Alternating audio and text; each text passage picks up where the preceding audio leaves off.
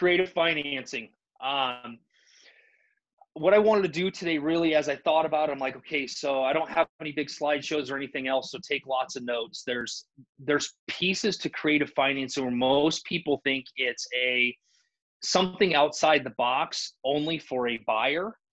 And the reality is every one of these creative financing pieces has a benefit and also some risk related to both buyer and seller all the way through this. It's also some things that are tax strategies for sellers that they don't even realize when it comes down to creative financing. So one of the reasons I want to do this is because you've got to go outside the box and start thinking of, okay, well, what if I ask these questions, right? What if I can guide this person to a different strategy that's going to add value to my presentation or to what I bring to the table at the end of the day? I always make the joke when I'm doing these classes, like, use me as the tool, right? If you guys are unsure of it, just make me the tool. I'm the tool in the tool bag, right? But it's really important to understand what it looks like. And it's never something, you're not forcing anybody into it, because with creative financing, especially on the buyer side, they're paying to play. They're paying for what they want. And believe it or not, some people are willing to do that. As scary as that thought sounds. So let's just start off with kind of the different ways, and then I'll break them all down. Where's my note? Just had it here a second ago. Okay. You have traditional financing, which we're all aware of, right? All the regular things that happen. You then have the things, hold on one second. I need to shut my email off. It's dinging.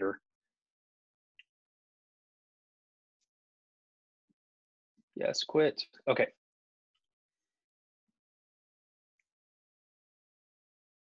Maybe, okay. There we go. Oh, now my screen just changed.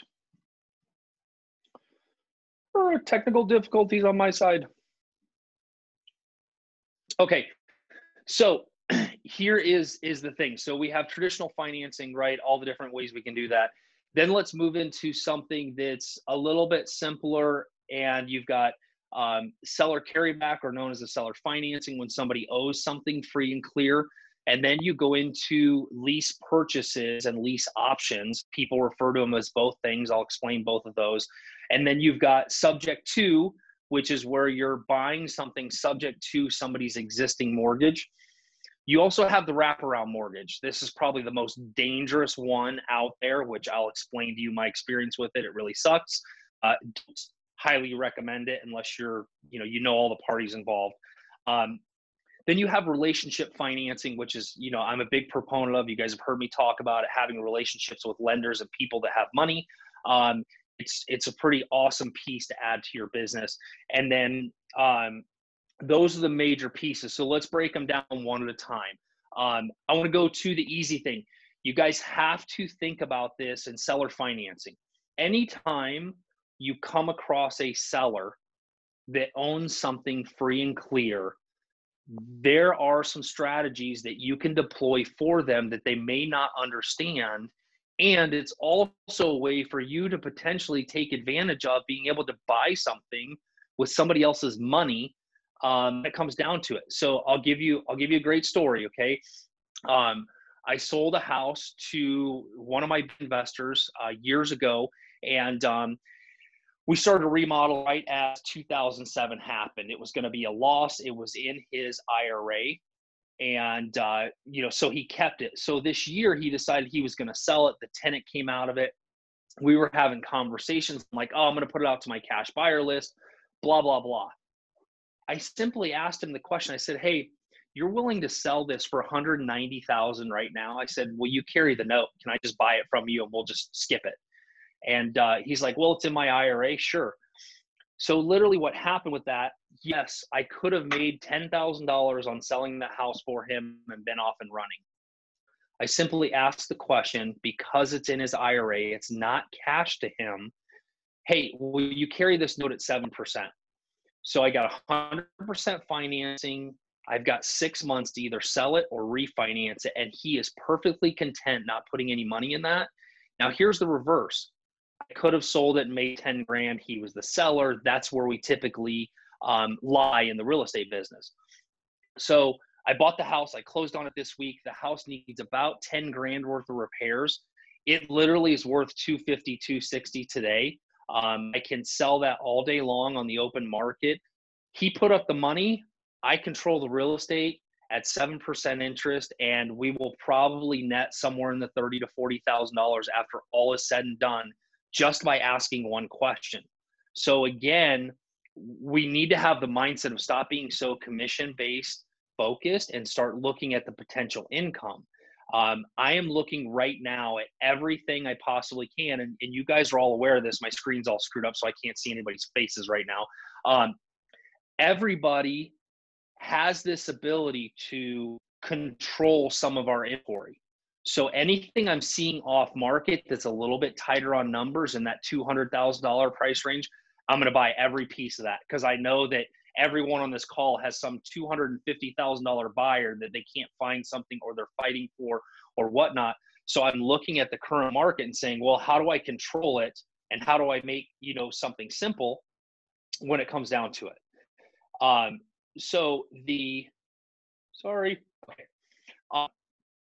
like to see people's faces, because it lets me know whether or not you guys are paying attention, or you're like, oh my God, this guy's so freaking boring.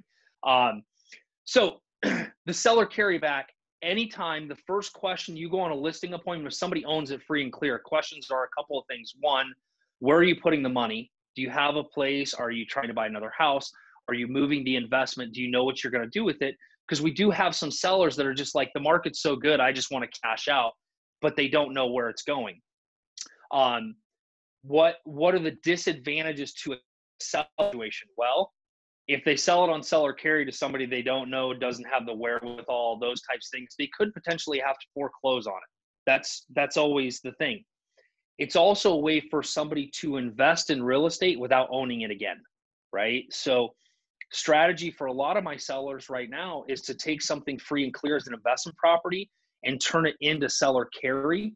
And here's the biggest advantage to them on the tax piece. When you do a seller carry, like let's say I've held the property for 10 years, it's had $100,000 of appreciation. I'm going to sell that today. I'm going to get hit with cap gains tax on it today for that 100 grand. If you sell on seller carry, you are only taxed on what you collect in principal going forward. You could sell that seller carry on a 30-year note, and you're not going to have that taxable consequence until way down the road, until that note is paid off. So it's a huge benefit to an investor if they're thinking about consequences of, well, if I sell or carry, I'm not going to have a $30,000 taxable event this year because I'm seller carrying, and they may go into a lower tax bracket down the road, which might be the benefit of seller carrying at that point. It also gives them a secured rate of return, real property. So the investor I was talking about, I bought it from him. He has a note and deed. He has a note and deed of trust against it, so he's still secure. He just isn't responsible for it anymore. So that's one of the greatest things on the seller carry. So again, make sure you ask the sellers, where are they going? Are they willing to look at this? And what are the disasters that are potential with them? Now, I'm pretty fortunate when I work on the seller carries, it's usually with people I know. So, I'm literally putting zero down. It's a part of the relationships that I've created. Some seller carries, when you get into it, somebody might require 5 or 10% down so that they are secure in the property when they do that. So that is a way to go through that process with seller carry. The disadvantages, like I said, realistically, is they could get the property back, right? So let's go back to 2006. And if you had sold something on seller carry and the market plummets, you could be getting that property back. For foreclosure, that's where, a seller has to look at the risk reward of doing something like that. The benefits to you guys is that if somebody is willing at the table to do a seller carry, that should make your mind go through and go, well, I want to use your money to buy real estate. I'm good with that. Right? If you're not focused on the commission, you're focused on the wealth building piece. You're like, hey, I don't need the commission that bad on this thing. I'd rather have the property. And if I could use somebody else's money at 100% financing, it's a great way to acquire rental property. So there really is, like the old infomercials, right? I could show you how to buy with no money, other people's money, all this other stuff. It does exist. It usually is because of the right questioning and showing people the path to what it looks like and the benefit to them. So that's the seller carryback. Lease option is probably the next thing. Some of you guys saw the post I recently did. This is actually a little bit insane. So the lease option, here's how it works. You have to have a lease that is tied with the contract. So what happens is they've agreed to a certain amount of lease. The cool thing about this is it can be structured however it benefits everybody. You can structure the lease to be just a straight up lease with nothing going towards the purchase. Most of them are going to have a lease payment that structures a part of the lease payment going towards the down payment, right? It's a credit. So they're paying a higher amount in the lease so that they can have some credit towards down payment. That's one piece of it. You have all the standard terms of a lease. They're subject to eviction, they're subject to performance, all those pieces. If they violate their lease, they're also violating the purchase contract they have. Now, again, the lease option can be whatever you make of it. So I will give you a great example. Craziest deal I've ever done. My client really wanted this house because it was unique. It was the only one in Peoria that was the size, so hitting on 9,000 square feet. This client had just closed on a house in Maui for $2.5 million in December. They were not ready for the down payment on the perfect house. So they needed some time. We struggled with this one back and forth. And of course, right when we were getting to ink the deal for the second time, COVID happened and extreme jumbo financing was like out the door. It went non-existent. So we had to find a way to structure this for them. So, and here's the benefit to the seller and the benefit to the buyer. The benefit to the seller literally got $600,000 more than appraised value on this house after it had sat for 3 years on the market. That was a huge benefit. It wasn't that the buyer couldn't qualify for it. It was that the buyer needed some time to build up to it. So you think about some of these houses, especially in the luxury market, you'd be amazed at some of the entrepreneurs and people that are out there that have money, they have cash, they have good credit, they have good income, but they're lacking tax returns or something of that nature. And they're willing to pay the price to play in that market because the money is insignificant. The price of the house is insignificant. It's the opportunity to lock that up and do what they need to do. So in this particular case, this client, literally $50,000 a month rental payment for 6 months. And half of that going towards down payment.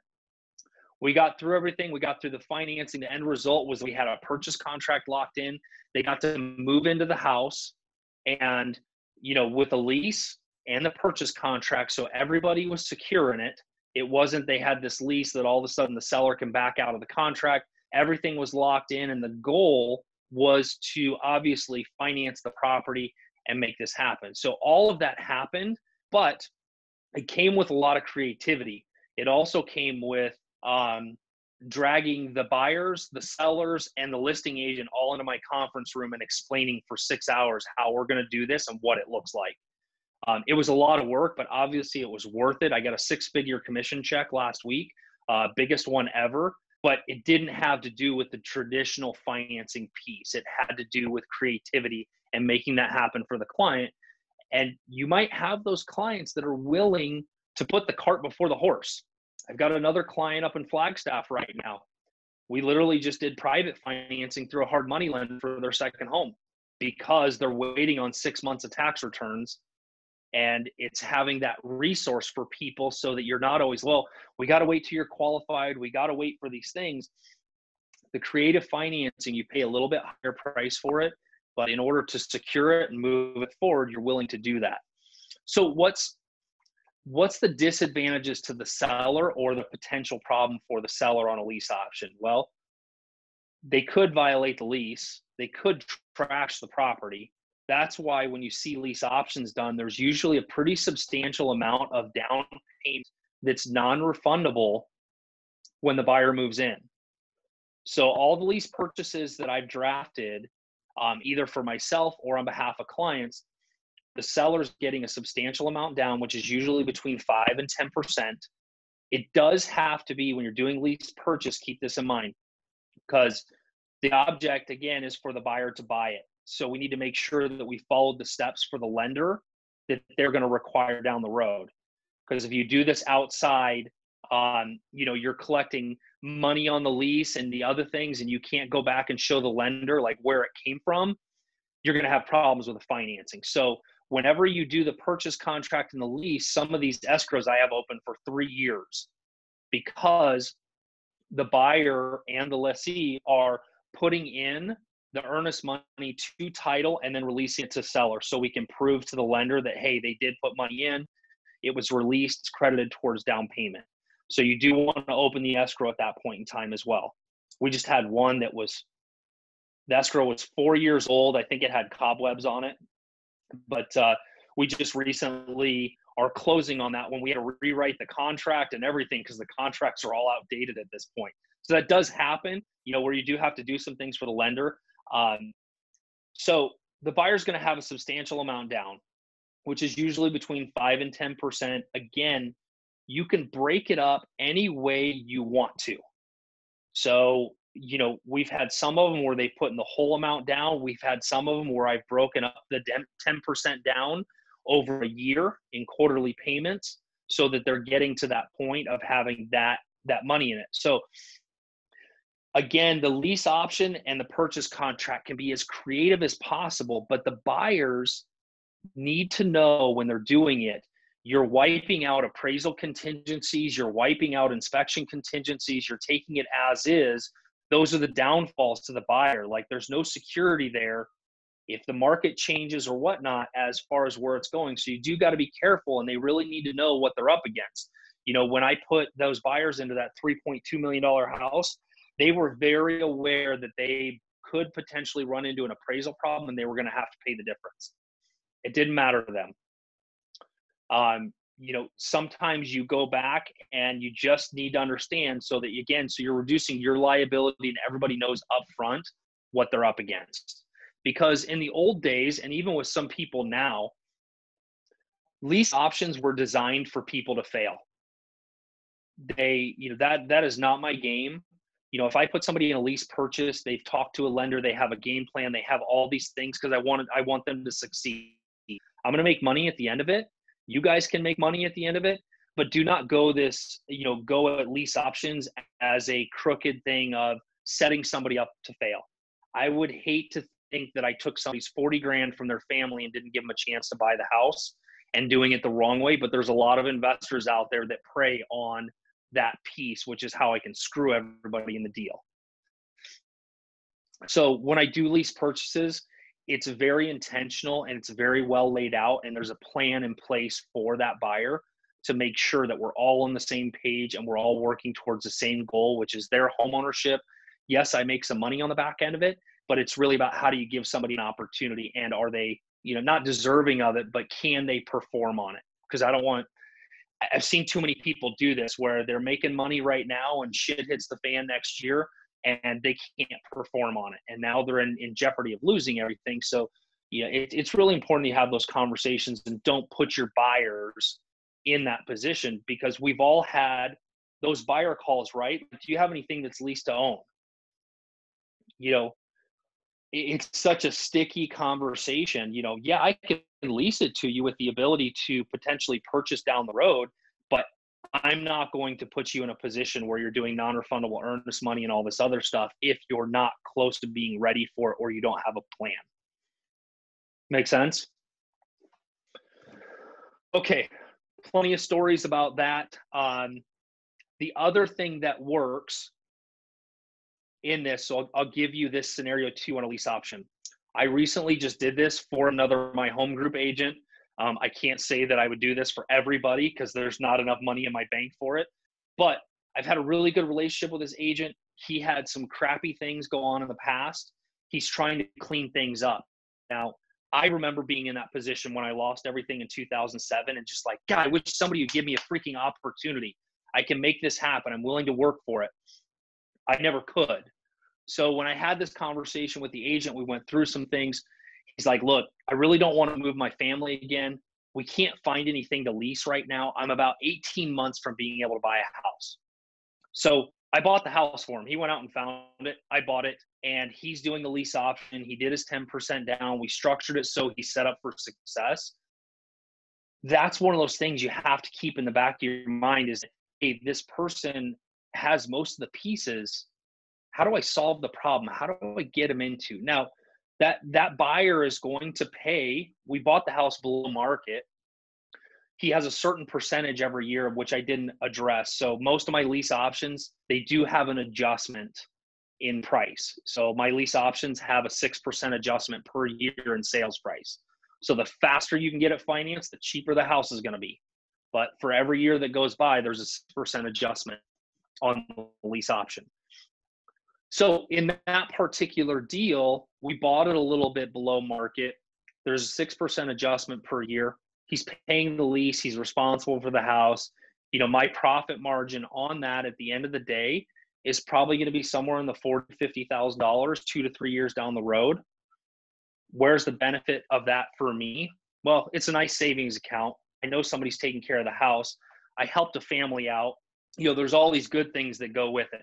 And if something goes sideways with that person, then I'm going to talk to him about it. Like, how do we fix it? How do we figure it out? It's not slam the door and move on. So again, it's really important, the reasoning behind it and the person you're putting into it. I wouldn't do it with some stranger, right? It just won't happen. It's got to be somebody I have a relationship with that I want to work on. One more example on this, because I think it's important. We have all had the buyer that the lender is like, yeah, we're qualified, we're good, right? Everything is going, and 2 days before closing, some credit glitch happens, all these other pieces that falls apart, right? There's no hope for the buyer. They need more time. The seller certainly isn't willing to give them more time. I had an agent that called me 6 months ago, and I want you, again, this goes back to tool in the tool bag, right? She called me. She was actually dual representation buyer seller. Seller had already moved to Texas, getting ready to close on his property. And the buyer had this last minute weird thing come up on their credit. They're devastated. They need 6 months to fix it. It was a tax lien issue. They were working with my lender already, because that's where the referral came from. The lender's like, I can fix this. It's just, I need 6 months. So I got on the phone with the agent. I got the seller to discount a little bit.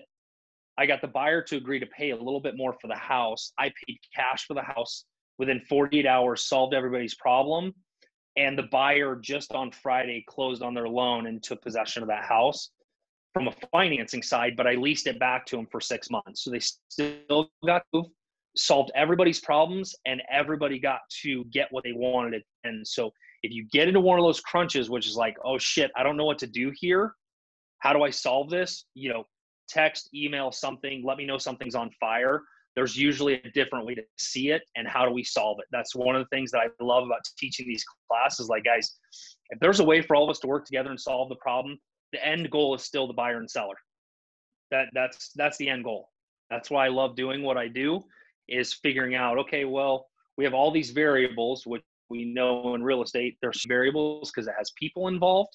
And how we get creative to solve the problem is where we all make money, and where we get to ultimately guide them to their win at the end of the day. Okay. Wraps. Probably will never do one of these again. And here's why. Wraps typically have to do with an owner leaving equity in the property and having a mortgage as well. So what title is doing is wrapping the equity, the existing payment, and putting it and wrapping it around and saying, okay, here's your new payment. Seller has some equity still. There's still a mortgage in it. Here's what I learned on my first one. And by the way, my first one was an absolute freaking doozy. Thank God it happened with a very good friend of mine who I've been friends and clients with for 20 years. We had a luxury property we couldn't sell. We had a guy come in like, hey, we want to do at least purchase $200,000 down, right? I'm like, oh, this is freaking no brainer. Guy's got 200 grand. Well, that went sideways real quick when I got a video from the news clipping of Maricopa County Sheriff's Department raiding the property because the guy was a wanted felon for murder and a couple other things. Well, we didn't do a background check on him. That was a real dumb shit part on my move. So when you do these and you're going to leave something, you probably should do some background or credit checks beforehand. I spent 6 months trying to get those people out of that house because the owner could not foreclose on it because he wasn't the first mortgage lien holder on it. Bank of America was. So we ended up having to pay these people, his girlfriend, his druggy girlfriend, to get out of the house. And then we had to go back and fix it up, and then I had to resell it anyway. I don't advise wraps unless you really know the person that you're working with on it and there's a really good plan in place. I would never put that out again as far as to the general public. So I would steer clear of wraps unless maybe you're doing it for yourself or somebody you know really, really well. But do not offer that to a client because it's really bad. So I spent months with Maricopa County Sheriff. I spent months over there freaked out with some threatening calls. The owner was in jail. We took his house. We kicked his girlfriend out. It was a bad deal. So stay away from the wraps. They're just not a good deal. Let's go on to relationship financing. Relationship financing, I had a coaching call with one of my buyer's agents this morning. So many of us were in this business, especially new. We think that there's only one way to do something. And there's a way to have relationships with people that are going to help you along the way, especially when it comes down to the money aspect of it. And when I tell most of you, like, hey, I'm buying houses with 7 to 10% money right now. You know, that's absurd when we can get 3% money from the bank. But I can do it over a text message and have a wire transfer in 48 hours. And when I'm securing the right deal with the right amount of equity in it, the interest rate it's very minute in the grand scheme of things. So some of you, and obviously you don't want to take on anything you can't handle, but like talking to this agent this morning, I'm like, hey, we can go through this and I can help you with this as long as I know what the plan is. By using relationship money, which if you remember back when we all started, it was like, okay, I want you to write down everybody you know, and I want you to go annoy the shit out of them for the next 6 months that, hey, I'm in real estate, right? I can help you buy or sell, or do you know somebody, like whatever that old verbiage was that we used to use. If you took that same approach and said, who do I know or who can I put out that might want to invest in real estate without owning it? The way you do that is by asking questions. Hey, if you had cash, what kind of rate of return are you currently getting? Is it secure? You know, do you have a secured rate of return? Is conversations that I had with multiple people that have turned into, you know, the credit line that I have with certain people. And you obviously have to do it performance based, right? So when I started, I was paying a higher interest rate to build trust. As it went on, you know, because anytime you offer an investor double-digit returns, it piques their interest. I started out with double digits. I've created enough relationships that I'm down to that 6 to 7% for private money right now. But you guys can do the same thing, and it's about the conversation. It's about building the relationship with these people with money. And by the way, there's a bunch of people in your sphere that have money that you don't know have money.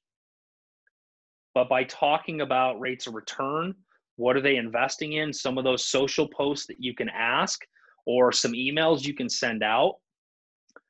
If you sent an email out, said, hey, client database, I have a client or I have a need for $200,000 with a 10% rate of return, anybody interested? You're going to get some hands thrown up, and then you're going to figure out, okay, well, these people have money to do this. then you start figuring out how to establish relationships and show them what that looks like. So the reason I say that the relationship creative financing is so important is in some of my other classes, investing in real estate is not about finding the deal, it's about being prepared for it.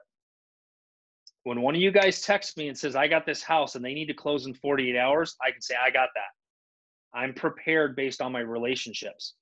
You guys, for yourselves, should be the same way, depending on who owns rental properties or what you're thinking about investing in real estate. My starting point of buying rental properties was buying it with relationship money. I bought houses with 10% interest. I paid a little bit out of pocket for it, but it allowed me to get started in the investment game outside the box of what the norm is, which most of us are thinking, well, the only way I can get started investing is either keeping my primary home, turning it into a rental because that's the cheapest way into it, or by doing traditional financing, which requires 20% down on investment properties. Well, I'm here to tell you it doesn't. I have never put 20% down on an investment property. I've always used relationship money, used the equity in the deal to refinance it down the road. You guys can all do the same thing. Every one of you, if you thought about the last year of any seller you've talked to, where it might have been an opportunity that you ended up putting in MLS, it sold to an investor, you got to be that investor. You've got to be ready for that opportunity. And so if you can figure out the relationship aspect or how do I do this, that's how you build wealth in this business.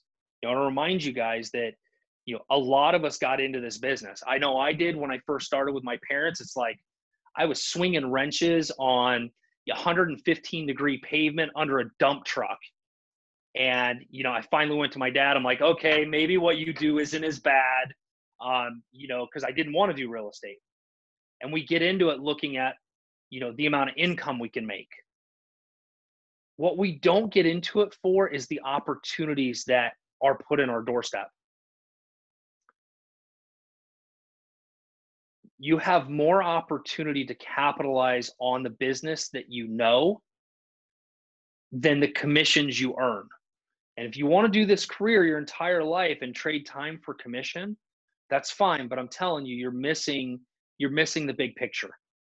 You're missing the opportunity to create massive amounts of wealth, both in rental properties. If you decide to go down the road of flipping homes, not a huge proponent of it unless you really are getting into it and understand that there's loss and reward and all that other stuff. But the opportunities to control and acquire real estate is really what we're in this for. It's really what I'm super passionate about. For those of you who don't know, my dad was in the business 40 some odd years. He built like a $200 million portfolio for investors in that 2008, 2009 timeframe. He died at 63 owning zero real estate, none. That put me on a trajectory to go, you know what? I need to buy rentals. And once I do, I need to figure out how to make sure that other people that are in the business, they really see the opportunities to not just sell real estate.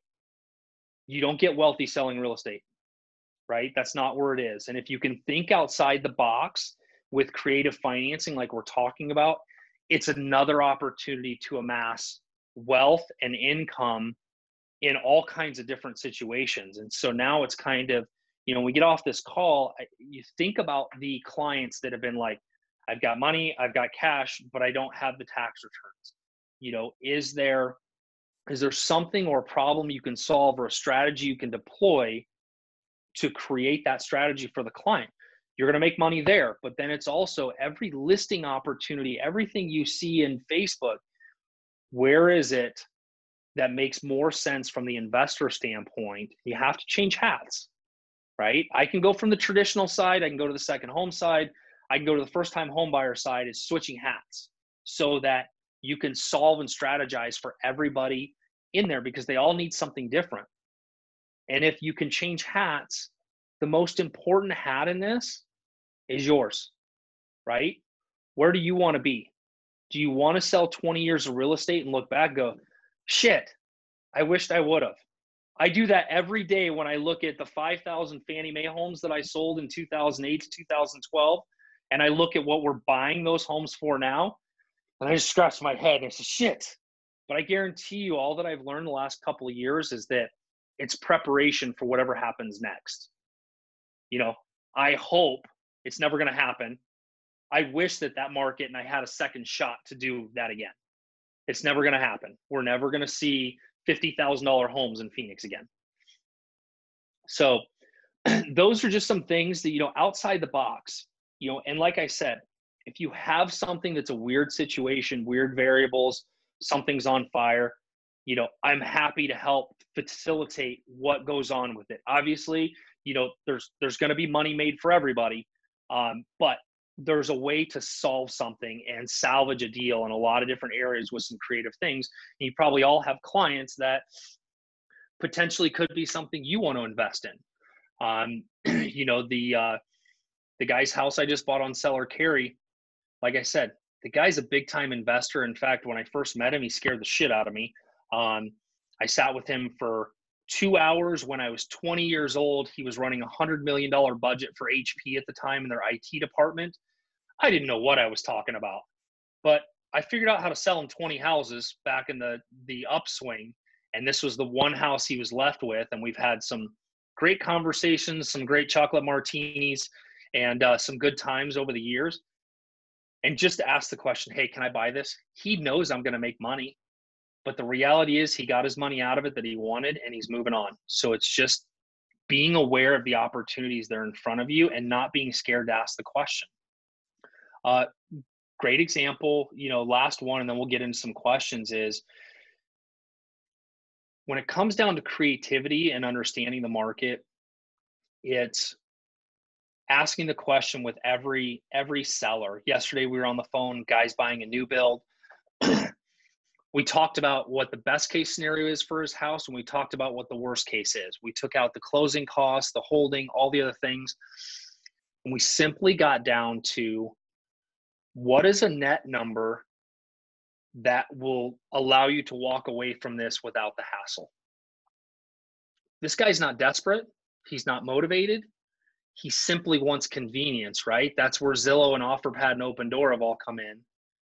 The reality is you guys can all provide a better solution, because when you have private money and you have control over it and you're not dealing with corporate bozos like these guys, which has anybody done a deal with one of these guys? We're doing one right now. I want to slit my wrist. Gives you control over the property. We'd all like to control more of our listings, more of what we do. And it's kind of, forgive me for saying this, is kind of having the balls to jump out and get in front of it. And so yesterday, the guy was just, hey, I want $100,000 to walk away from this house. So, he's good. We're going to increase our commission by double by buying the house from him and being able to put it back on the market. It's just questions. So before you go into every door, don't just think it's a listing appointment. Start talking to the sellers about what are strategies. Do they own it free and clear? Is that a potential to purchase? Is it a potential rental property? And by asking those questions, you're going to find out what their goals are, and then you can spin it. Which direction do they want to go? Hey, Mike, you ready to dish out some questions? Yeah, there's a couple questions on here. What's potential disasters for Seller Carry? The worst case scenario is, just like if you go back to the foreclosure days, if the market tanks, the buyer can't refinance. Those are the worst case scenarios. You could have to foreclose on it, which means you're taking the property back and then you have to resell it. That's the worst case scenario. And you do have to go through the standard foreclosure processes, which is, they've got to be 90 days late, and then you have to, file with an attorney. The title companies have all that to do the foreclosure process. It's no different than a normal foreclosure. So that's the worst case scenario. But the best case scenario to avoid foreclosure, which I've done for a client, is the buyer got behind. We simply just bought the house back from them, right? So they had some equity in it. You go back and buy them out of it, so you don't have to go through the foreclosure process. They're not going to trash it. You're working with them. So it's kind of, again, it's an outside the box theory of, well, if you're going to have to foreclose on them, you might as well go buy it out from under them, or buy it back from them, give them their money and let them move on. Here's a little bit of equity, that they would have had, and take the property back and then go do it again. That's the nice part about it. What else you got? Is there a standard contract for seller carry financing? So the standard contract in zip forms or whatever document service you're using, there is, which is a really good good point on that, is that there's two different forms in there. There's a consumer seller carry and there's a non-consumer seller carry. You have to be very careful with the consumer one, because that consumer seller carry, if somebody's buying owner occupied with a seller carry, that seller is subject to the Dodd-Frank bull crap. You can't charge them way more than market. You can't charge them a bunch of points. There's all kinds of things that have to happen. So you have to look up what those guidelines are. I don't deal with a lot of non-consumer seller carry. When I'm doing seller carry, it's the other way around. I don't deal with a lot of consumer carries. I deal with non-consumer, which the interest rate can be whatever it is. There is some things where some of the lenders are like, private lenders are like, well, according to Dodd-Frank, I can only do so many loans a year. Probably right. There's some guidelines on there. Is somebody from the FDIC going to come chase you down, or state banking? Probably not. Obviously, it's a risk. They're probably going to get a hand slap for it. But again, you're dealing with private lenders. So you want to make sure that you're using either the consumer or non-consumer seller carry or the seller financing addendum. In that addendum, it walks through like, what is the interest rate? Is it interest only? Is it principal and interest? Some seller carries will want you to use a servicing company. It's about $35 a month. What happens there is it's kind of like escrow. So you make your payment to the servicing company. The payment includes your taxes and insurance. They make the payment to the seller or the financer, the lender, and then they also take care of the distribution of taxes and insurance as well, just like a normal escrow account for a mortgage. Some people like that. We don't have a lot of that going on in our organization because I have a full-time CFO that handles that for us. So that's one of the things. The servicing company, though, I would tell you, if it's one of the first deals you're doing or you don't have the bandwidth for the accounting piece of it, you definitely want to use a servicing company, because they're going to give you reports at the end of the year. They're going to give reports to the lender, and everything's going to be done the way it should be so that you don't have any hiccups in it.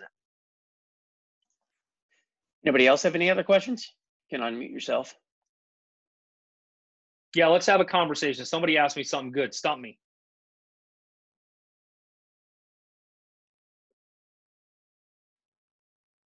Come on. Okay, I'll go. I have a property that we just listed. It's in an area that has a lot of rentals with your duplexes and a few apartments. Mm-hmm. The seller has health issues, so he needs to sell. I know they own it free and clear. Would this be a possible property that I could look at to purchase myself, even though I wouldn't qualify? I don't have the money to qualify to go in and buy it. Yep. Okay. Yeah, it's absolutely. I mean, you have to be careful. I actually made a mistake last week, believe it or not. You have to be careful if you're going to go down that road of, if you currently have it listed. And again, I don't know what MHG's guidelines are on it. If you all of a sudden become the buyer or start having that conversation, you need to cancel the listing agreement and then have that conversation, because you're crossing lines. You're representing, gotcha. And now you're being the buyer. So I always like to have those conversations before I enter into a contract, mm-hmm. because then you can kind of manipulate which direction to go. And the way I usually do that is, you can always feel it out by saying, in that listing appointment, hey, you guys own this free and clear. If I had an investor that was willing to buy it on terms, what would your requirements be? Are you looking to create some passive income out of this for whatever time? Are you willing to carry it for a year or two? What does it look like? And if I could find someone like that with no commissions, no closing costs, what would you be willing to sell it for? Okay. So then it's just looking at, okay, well, they are willing to do it. Now what? Right. Mm-hmm. So then you're into the contracts and the financing and those types of things, but it's the seller carryback is the simplest form. I think it's more so of explaining to people what the good, the bad, and the ugly is with it. A lot of times, if you've established that relationship with them, it makes it a little bit easier to basically turn them into a lender, because that's what you're doing. Yeah. With them, I don't think they would want to do that because of his health. So they're Right. wanting the cash to walk away. Yeah. So, but again, question, if it's outlying, if it's those types of things, it's going back to him. You have it listed right now and saying, hey, Mm-hmm.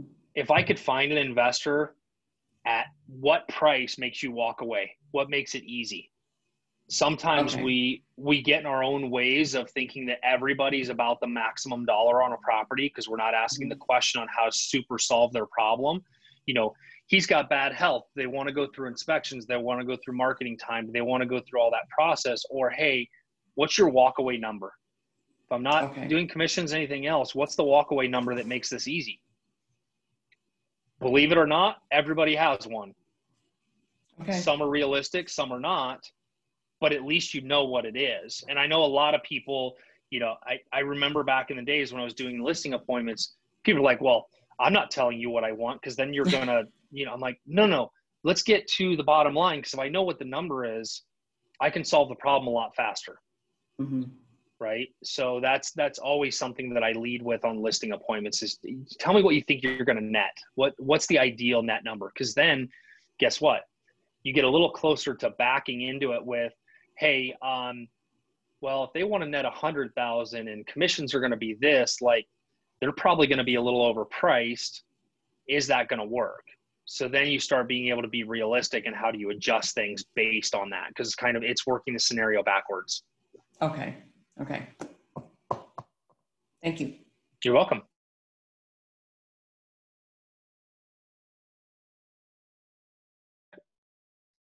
Ever had a seller carry back a note in the first or second place, or I guess anything like that, and not have it secured for any reason? So you're just talking about if it's not secured, it's just private financing. Yep. So give me an example. Do you have any specific in mind? Well, this was going back probably over a decade ago, and I don't remember all of the details, but I remember this friend of mine who was in the office when I was over at Remax wanted to purchase something, could only get financed through traditional financing for so much, and the seller wouldn't sell for that much. So he said, well, will you carry a note, but it can't be secured because then the lender won't lend. Does that make sense? Yeah. Okay. Yeah. So it's kind of like discounting the purchase price. And yes, you can do that. But if you're doing traditional financing, again, it kind of goes back to, where does everybody feel about this? And the way to do that is, okay, so let's say it's 250 grand and bank's only going to finance 225. There's a $25,000 difference. Seller's going to be willing to drop the price to 225. Yep. Buyer's going to be willing to sign a note and deed of trust for that 25 grand. That's notarized, documented, and it's recorded after everything goes through. Oh, so you can go back and record it afterwards. It can't be recorded at the same time with a lender and their guidelines. And you have to be careful with the buyer, knowing that there's a bunch of junk in there that they sign that says, hey, you haven't done anything else outside of this. Yes. Right. Yeah. So that's where that kind of lies. But yeah, you can certainly do that. Some people, they're willing to. I know I have in the past where, it's just a $20,000 unsecured line, Right. And that can work. You're just subject to, it's not secured by anything, so you don't have anything to hold over their head when they stop making payments on it. Okay. But the other place that works, Kurt, is just, let's say that buyer owned another house. He could go secure that 25 grand as a second mortgage against that property. So here's the interesting part.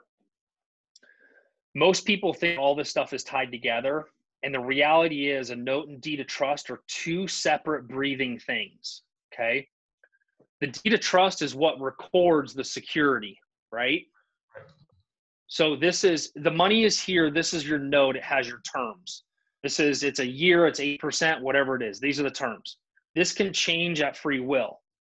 The security can be changed as well. So I can have a note that's 5 years, which I do a lot of this with my investors, and I sell this house, I simply move their deed of trust from this house to another one. Their note stays intact, the principal stays intact, all the things that are happening. So you can move securities. The seller or the person that has money is just looking at where is it secured, but it doesn't mean they have to be tied together. Right. I can have $500,000 secured and keep moving my securities in and out and keep this completely intact. I'm assuming if you're moving security, you're checking equity values. Yeah. Yeah. Most of the time the securities are in first position deed of trust.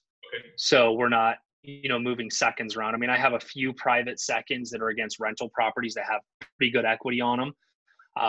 But yeah, it's all doable, and it all comes down to the comfortable, how comfortable they are with second mortgages, right? Because some people want to make sure they're secured.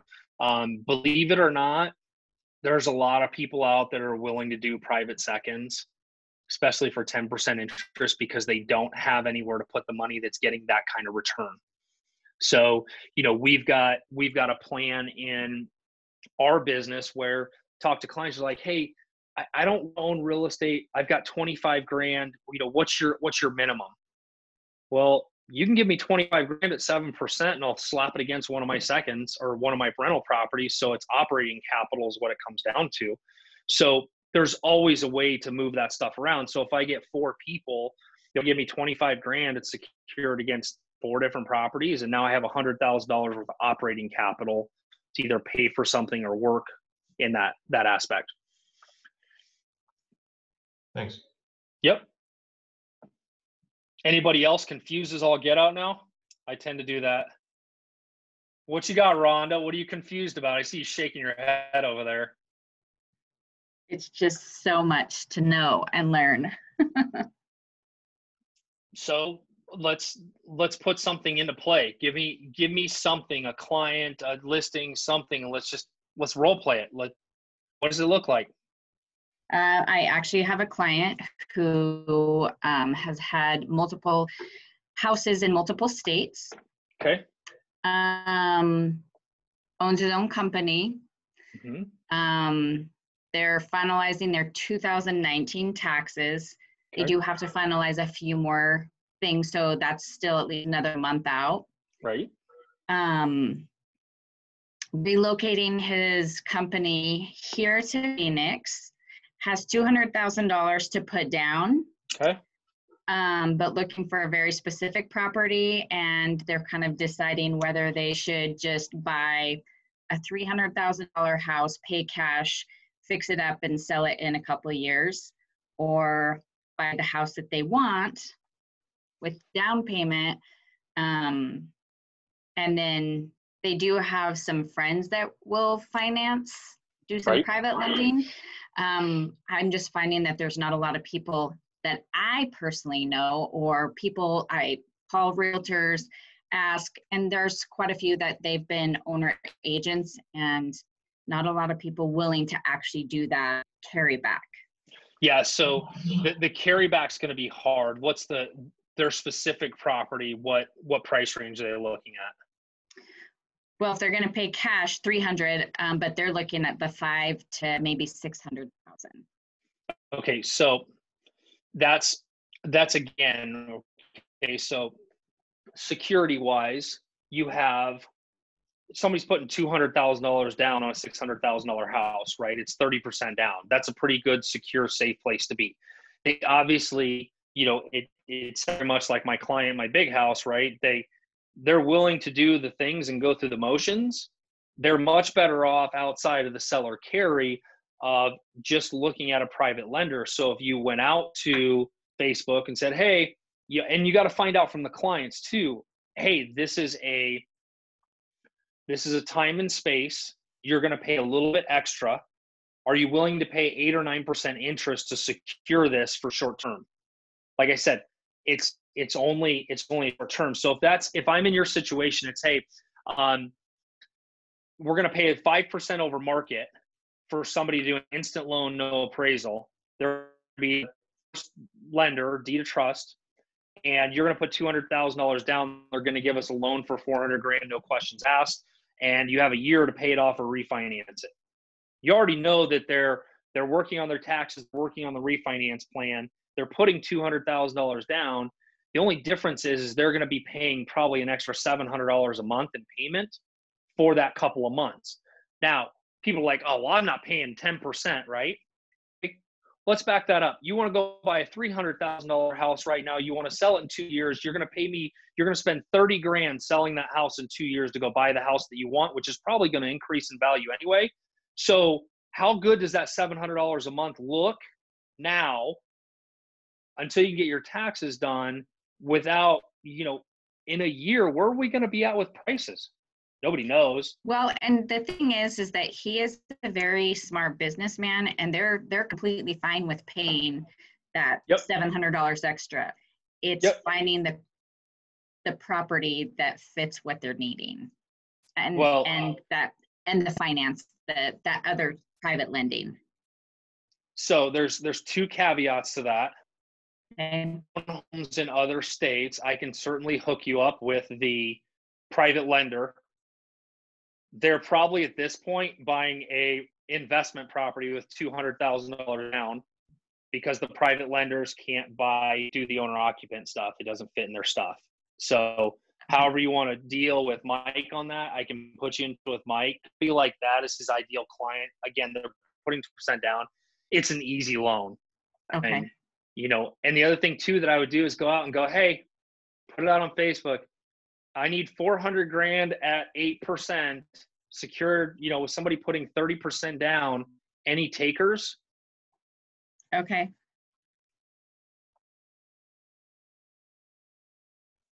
Cool thing is you're doing it from a standpoint of, I have a client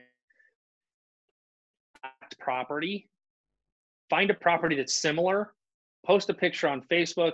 My clients are putting 30% down. I'm looking for a short loan, 8% interest against this property. You'd be secured by mortgage, and private message me if you can do that. Okay. Thank you. There's a shit ton of people that would take that investment. There's very little risk in that. That's what I was thinking. I'm just like, oh my goodness. I feel like, because he's owned restaurants and properties in multiple states, and that's part of they've sold a couple of them to get them there, but they're moving their whole business, everything here. So he doesn't have a criminal background, does he? Nope. But yeah, that's a great example to throw it out there.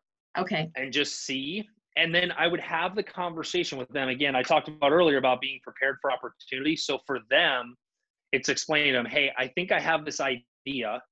If I can find this, are you willing to do this? Before you go through a bunch of hoops, this is what the terms are.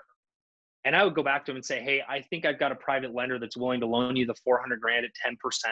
I know it's higher, but we can get this done. You're not going to have the cost to move twice. And, it's a pretty simple loan. Is something you're willing to do? If it is, I'll dig further into it and we'll solve for this. Okay. Okay. Perfect. Thank you.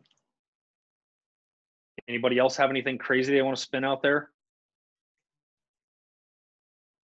I don't have anything crazy, but you mentioned the opportunity to make money while investing instead of making the commission when you have an opportunity in front of you. So we all run into opportunities where we're at a listing appointment and the needs of the seller make you start thinking, well, wow, I could solve a lot of those needs. I wonder if I could bring up maybe me purchasing the house. Yep. Well, I've always been afraid of bringing that up. I have done it successfully a couple times, but I assume that they're going to think I'm trying to take advantage of them immediately, even though that's not my nature. Yep. How do you get around that? So it's the going back to the net and going back to things, which is, I'm always, right? And I just did this for an agent the other day where I'm always the investor, right?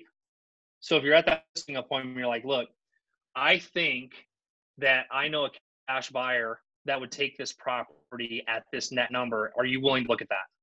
Okay. If I come in, I'm like, yeah, that's great, but I don't want it. guess what? They just gave you the number that they wanted. And now, well, they don't want it. Can I buy it at that price? You've already established it, right? And it didn't establish from your standpoint. It established it from somebody else. Right. So that's the way I've worked around it is always like, hey, if I got a cash investor to buy this, blah, blah, blah, what's your number? No commissions, no closing costs. They pay me on the other end. Now you've figured it out. And we all, it's not a lie. I mean, yeah, you can't drool while you're saying it.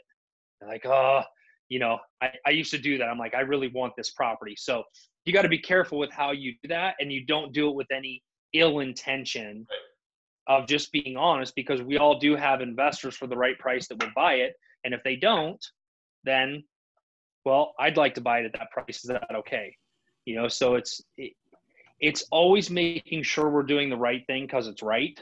You don't ever want to, because what you're talking about, Kurt, is the feeling of, well, if I give them this number and I gave them the comps, they're going to think I skewed the comps to get to the price that I wanted.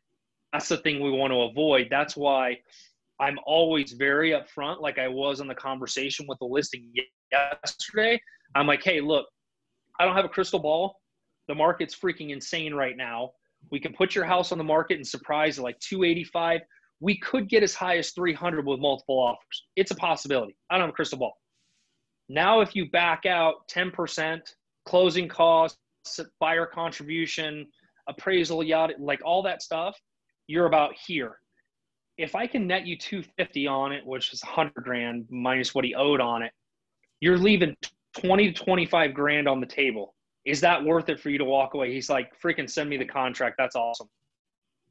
I told him everything that could happen. We're afraid to give people that option, right?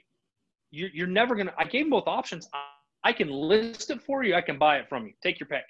If you want to go through this chaos, let's go. I'm good. Either way, I can guide you through that chaos and do it. If you don't want to deal with it and 100 grand's good and you don't care about the other 20, peace out. I'll buy it. Look, a lot of you guys, the business is newer. It might be 5 or 10 years old. It's getting to the point to where a listing presentation isn't this anxious conversation that we're going to compete with somebody or we're trying to win somebody over. It's a conversation that we have with somebody that's a real conversation, which how do you get them from point A to point B, and you get paid to provide the best solution for them. If putting it on the market is the best solution, awesome, go that route. If buying it from is, great. If bringing in an investor, look, you might not be ready to pull the trigger on something. That's okay. Some of us are in a position, I remember I was early on, like, I need to make some money, plain and simple. That's why we're all doing this. But guess what? Opportunity is what you get paid for. If you call me, you're like, I got this house, I'm not ready to buy it, but can we make this work? Yeah, I'll stroke a check for it. Most of the time, it's the same amount as you get paid if you went through it for 6 months or 3 months or 2 months and fought everybody off with it. If it makes sense for the seller, don't think that, and that's why I'm kind of giving you guys a la carte. Like, hey, if you got a deal that's a little bit outside the box or, whatever, you're still going to get paid. We still work together. You still get paid for opportunity. And everybody's got to make money in some way, shape, or form. And the cool thing is when you see how that works, you're like, oh, that's how that works. I need to figure out how to do that for myself next time. And that's okay. I paid to play for a long time. And now it's a lot of fun being able to work with people like you guys where it's like, hey, we're going to solve the problem. We're all going to make money. We're all moving on to the next thing. Hopefully you learn something in the midst of it. And, we go on and you're prepared for the next thing. So the next listing comes up, you're like, well, screw Valentine. I'm doing this myself. Right. Look, that's my hopes. That's my hopes when I do my coaching and mentoring is like, look, I don't want you to bring me anything. I want you to learn it by bringing me stuff, but I want you to ultimately be ready to do it for yourself because that's where the money is. But we all have, right? So there's two different things. We all have a job. I have one, I got to go show houses in Happy Jack this weekend. I'll be at Munn's. I got to do that thing. And yes, I still show houses. I still put people in my car. I actually still enjoy it. They only get one choice though, one house. That's it. They're out. But I still do that because it keeps my pulse on the market. And as much as I'd love to sit behind my desk and just do this all day, I like to have my pulse on the market because it brings better content to you guys at the end of the day. That's part of my job. That's part of my income. But also by doing that, it's showing opportunities. And if you're like out showing a house, you're like, God, this thing is a piece of crap. And the minute the client's like, I don't want, your butt better be done on that appointment going, that's a really good deal. How do I do something with this? Your mind's now thinking outside the box. If you don't think there's been more than one client that I've said, are you sure you don't want that house? Because if you don't, I'm going to buy it. It's a conversation. Don't ever buy a house out from under somebody. That's not a good way to do business, right? So that's the mindset we want to be in. We're producing income. That's what commissions are. But we got to produce wealth and other forms of income through the investment side of things. And it doesn't require a bunch of money, believe it or not. It requires relationships and a little forward thinking. So, we all sit in these boxes on Zoom. If I could go get in Rhonda's box or Kurt's box, but, hey, this is what we do. It doesn't confine you to the business, right? And I don't want you guys to be confined to what this is, because the reality is, again, I said it before, this business is opportunity. So much opportunity. We have the opportunity to serve people and help people and guide people through, but ultimately the opportunity is for us and our families down the road. And how do I solve somebody's problem and make a bunch of money doing it? That's my goal. And that's what you guys' goal should be too, is like, let's get out of the whole selling mentality, figuring out how we solve people's problems and get paid for that. And like I said, the bigger the problem you solve, the more money you're going to make. All right, guys, there's no more. Yep. I have one fast question. What are your thoughts on solar leases? Purchasing properties that have a solar lease? For a buyer or for yourself? For myself. Okay. If I get a good enough deal, I will buy something with solar on it. But It's got to be something where I've done it a couple of different ways. When I bought a house from somebody, I actually held $25,000 of their proceeds and said, if I can't sell this solar lease to the next buyer, you're going to have to pay it off. Okay. It's a big bonus for the seller because they ended up getting the 25 grand because I was able to off the solar lease. I have one I have one with lease solar. It's a total pain in the ass with tenants, but I got such a good deal on. I'm like, I guess I'll take on this liability. But you have to remember, when you buy something with a solar lease and you're paying the same price as the house next door, you're really paying 30 grand more than what the house next door just sold for. Correct. Because you're limiting your buyer pool and everybody else to, hey, you have to take on this extra payment, which is like a monster HOA payment. I've got one in Buckeye right now. I just did. I had to buy it at 70 cents on the dollar with a solar lease, because I know when I go to sell it, I'm going to have something to give that buyer to take on that solar lease to get out of it. Gotcha. Okay. Thank you. Okay. Oh, guys, so I'm doing some new stuff with some text messaging and some other stuff. If you want to be kept apprised of some different tips and tricks and different things, if you text agent to 602-993-8600, it just kind of subscribes you for all the craziness that I do. Can you read that number again? Yep, it's 602-993-8600. I'm putting it in the chat too. The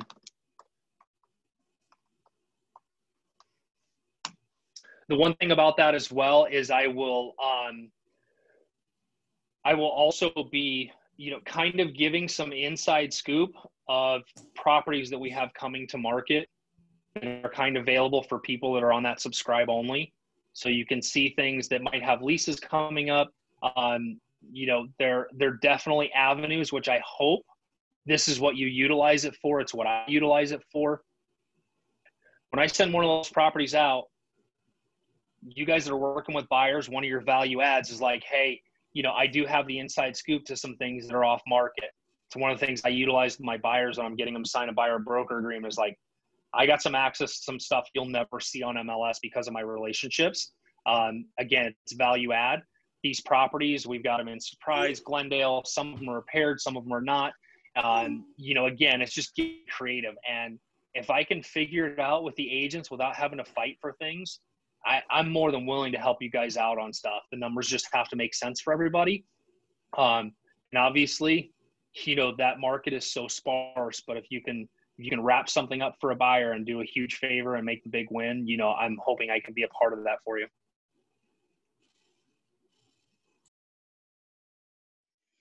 All right, guys, you guys have a great afternoon. I got to jump on my next call.